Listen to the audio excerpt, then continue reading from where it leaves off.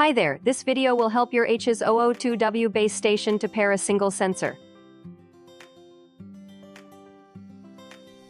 If your base station has the power button, first, please plug in the base station.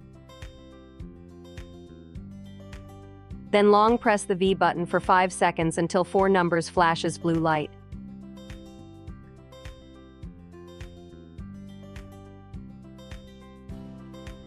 Select a channel and adjust the sensitivity on the bottom of sensor.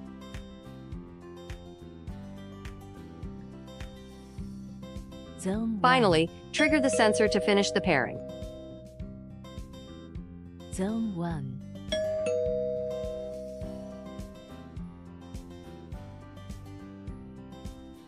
First, open the sensor's waterproof silicone plug at the bottom. Second, adjust the sensor's sensitivity from off to low or high.